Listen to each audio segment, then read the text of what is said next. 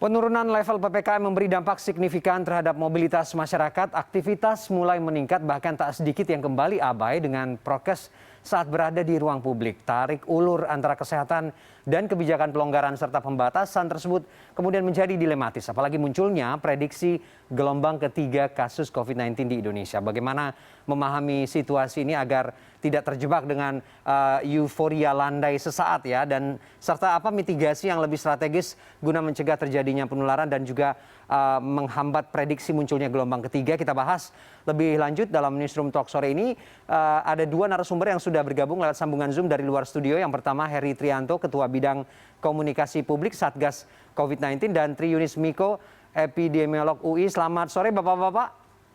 Selamat sore Mas Fadli, salam sehat. Salam sehat, terima kasih Pak Heri dan juga Pak Tri sudah bergabung dengan kita sore ini. Sebelum ke Pak Tri, saya ke Pak Heri dulu. Pak Heri, evaluasi PPKM sejauh ini dari versi pemerintah melalui Satgas ini bagaimana? Karena gini, aspek ekonomi kan sudah mulai bergerak secara bertahap gitu ya. Ruang publik juga kembali ramai oleh aktivitas masyarakat. Laporan sementara ini masih landai Pak situasinya, atau alarm kasus baru ini sudah mulai muncul?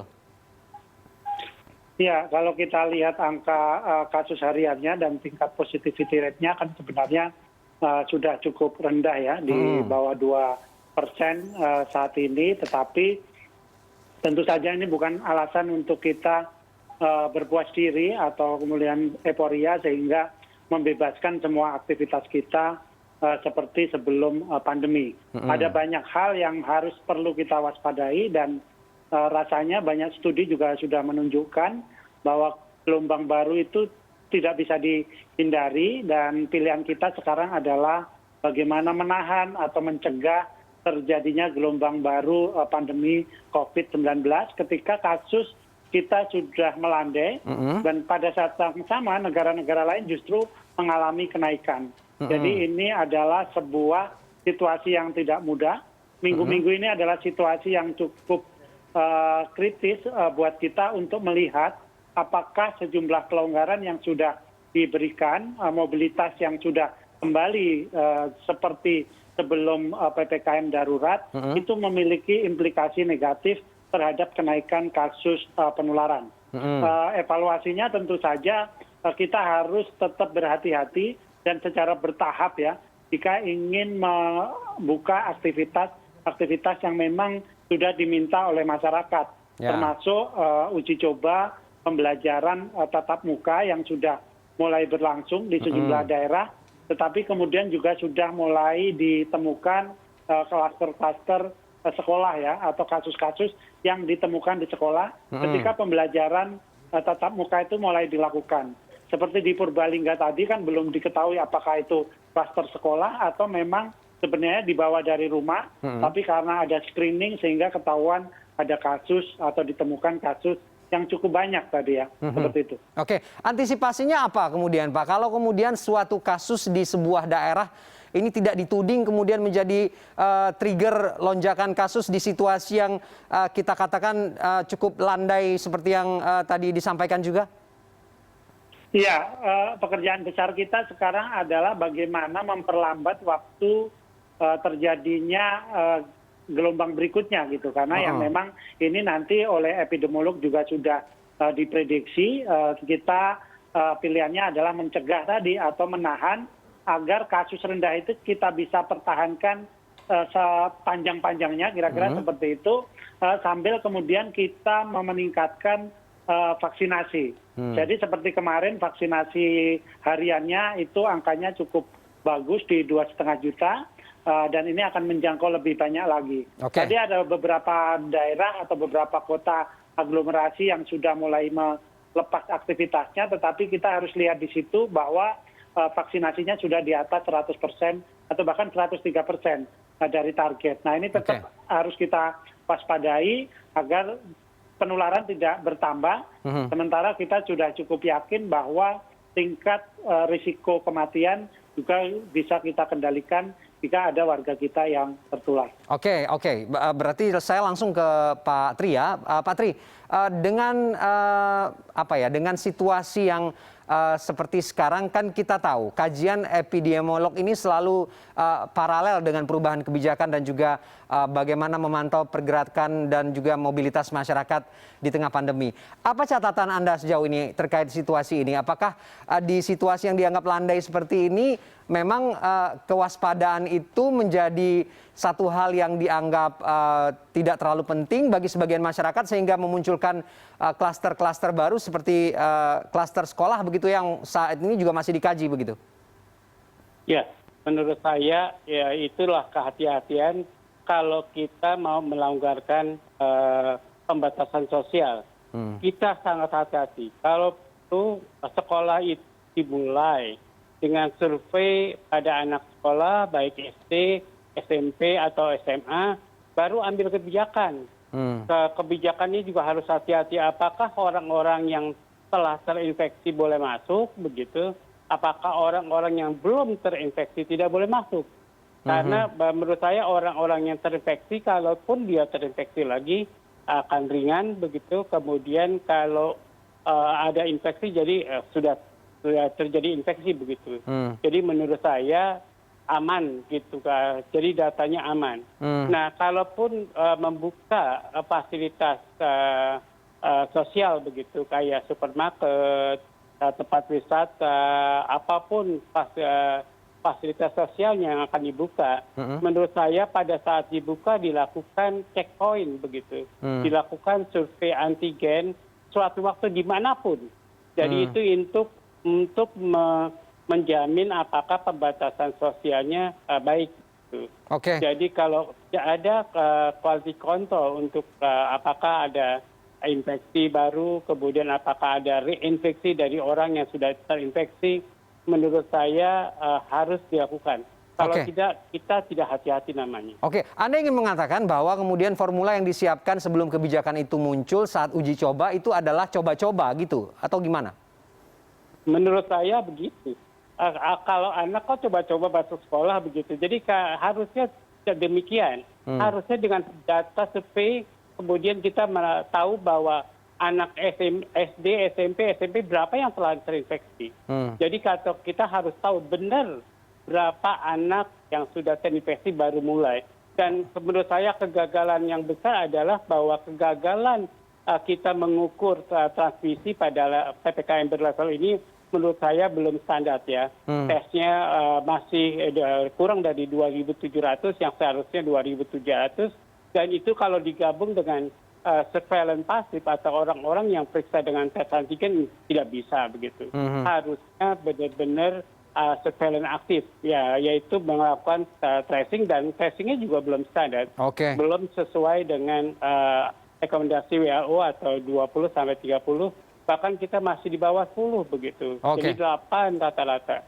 Nah, menurut saya kurang begitu. Jadi harusnya semua kasus harus di tracing paling tidak 10 atau 15. Itu harus diperiksa antigennya semua. Jadi kita pastikan bahwa orang-orang yang kontak itu tidak tertular kasus COVID begitu. Saya langsung ke Pak Heri. Pak Heri, Pak Tri ingin menyampaikan bahwa formulasinya belum pas begitu sehingga masih ada celah dan munculnya klaster-klaster atau kasus begitu ya, belum bisa dikatakan klaster juga, kasus di sejumlah daerah di sekolah-sekolah yang saat ini jumlahnya cukup banyak hingga ratusan di Purbalingga begitu. Apa jawaban Anda soal ini?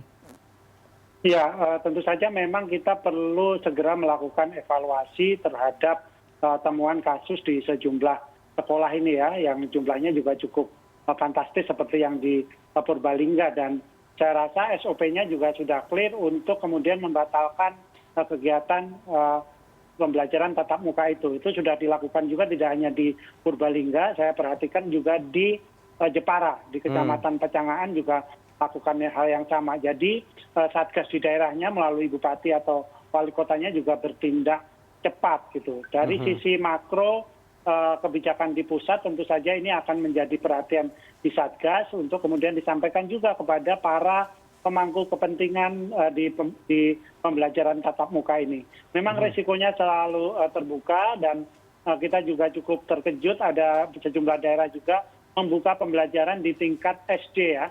Artinya di bawah 12 tahun, dan kita menemukan ada ratusan juga siswa yang terkena. Ini memang menjadi perhatian agar kemudian kita ini melakukan uji coba pembelajaran tatap muka ini secara terukur, benar ada kebutuhan siswa itu untuk segera belajar kembali, tetapi tentu saja kita tidak bisa bertaruh dengan risiko penularan kepada anak-anak kita yang menjadi penerus ini. Oke, artinya kemudian evaluasinya semakin menyeluruh begitu ya, dimulai lagi dari awal begitu, dari keluarga, dari interaksi sesama masyarakat atau siswa itu sendiri begitu ya. Kita tunggu begitu kalau kemudian nanti sudah sampai evaluasinya ke sana dan apa hasilnya, apakah memang ini klaster sekolah yang terbentuk atau memang ini dibawa dari rumah. Ke Pak Tri. Kalau kemudian situasi seperti ini tidak terkendali begitu ya, ini baru beberapa laporan saja yang sampai ke Satgas. Kemudian prediksi munculnya gelombang ketiga ini menjadi sebuah keniscayaan. Apa catatan Anda soal ini, Pak? Apa yang perlu diantisipasi dan langkah mitigasi yang lebih spesifik? Ya, gelombang ketiga pasti akan terjadi. Cuman tinggi gelombang itu, gelombang yang pertama tingginya 20.000 kasus per hari ya pada bulan Desember atau Januari begitu 2020 atau Januari 2021. Kemudian gelombang kedua tertinggi adalah 54.000. Jadi bayangkan kalau terjadi kasus seperti itu. Jadi kalau gelombang ketiga ini saya pikir tidak akan lebih dari 20.000 per hari. Kemudian, nah ini kalau vaksinasi atau cakupan imunisasi COVID-19 yang 2 dosis itu sudah mencapai 50%, menurut saya gelombang ketiga itu akan turun lagi dari 20.000 menjadi 10.000 atau 15.000. Kalau cakupannya 50% atau lebih, kemungkinan kasus gelombang ketiga ini, kasus hariannya, akan mencapai 10.000 ke bawah begitu. Oke, termasuk jadi juga tinggi banget. Oke, karena alasan saya adalah orang-orang yang sudah infeksi alamiah itu prevalensinya mencapai 50% atau lebih. Kemudian yang divaksinasi mungkin kalau Desember 2020 mencapai 50%, berarti orang-orang yang reinfeksi akan banyak, kemudian orang-orang yang baru infeksi akan sedikit begitu. Nah, itu kalau saya hitung-hitung ya mungkin kasus hariannya akan melebihi 10.000 begitu. Oke, termasuk juga bagaimana mempercepat vaksinasi ke tingkat atau ke anak-anak begitu ya, Pak Tri? Ya, ini kesempatan itu ada pada Sinovac, uji coba kliniknya sudah fase ketiga, tapi saya nggak tahu berita selanjutnya. Kemudian Pfizer itu bisa disuntikan pada anak 6 tahun ke atas. Gitu. Oke, jadi, baik. Kalau menurut saya lakukan uji klinik yang ketiga di Indonesia begitu. Oke, baik. Terakhir saya bisa, untuk anak-anak. Gitu. Oke, baik. Terakhir saya ke Pak Heri. Pak Heri, ini menjadi rujukan kemudian dari evaluasi yang akan dilakukan soal bagaimana memastikan kewaspadaan ini juga ditingkatkan, formulasinya lebih pas, termasuk juga optimalisasi vaksinasi bagi anak-anak begitu yang khususnya sudah memulai PTM. Bagaimana menjawabnya? Ya, harapan untuk segera melakukan vaksinasi ke anak-anak ini kan terbuka ya di 2 jenis vaksin yang tadi disampaikan Pak Tri Yunis. Dan mudah-mudahan ini kebetulan kan dua-duanya kita juga punya, tentu saja kita bisa lakukan. Tetapi rasanya memang penting buat kita ini untuk memitigasi risiko serendah mungkin dengan upaya-upaya yang lebih terstruktur dan sistematis gitu dalam mencegah seperti sarannya Pak Tri Yunis tadi, termasuk bagaimana mempercepat laju vaksinasi yang sekarang sudah mencapai 2,5 juta per hari ya, paling tidak hari kemarin. Kalau itu konsisten kita lakukan, maka bulan November ataupun Desember kita sudah bisa memenuhi apa yang diharapkan oleh Pak Tri Yunis tadi gitu ya. Jadi kita bisa mencegah gelombang ketiga ini tidak lebih tinggi atau syukur-syukur bisa jauh di bawah gelombang yang pertama ya, menyangkut kasus hariannya, juga terhadap risiko kematian. Kita bisa lihat bagaimana Singapura dengan kasus yang sekarang tengahnya dari Indonesia kematian hariannya hanya tiga orang per hari, dan itu karena 80% masyarakatnya sudah divaksinasi. Mereka yang meninggal adalah mereka yang belum divaksin dan di usia rentan ya, di atas 60 tahun. Oke, rasanya tidak sulit begitu ya untuk mengevaluasi dan juga memastikan apa langkah-langkah konkret yang akan dilakukan agar kemudian rujukan-rujukan dari epidemiolog dan seluruh pihak terkait ini bisa diterapkan untuk meminimalisir resiko baik itu resiko tertular ataupun juga resiko kematian, termasuk juga optimalisasi vaksinasi ke level-level yang rentan begitu ya terhadap anak-anak dan juga usia lanjut. Terima kasih Pak Heri dan juga Pak Tri sudah bergabung dengan kita sore ini. Salam sehat. Pak Heri. Salam sehat.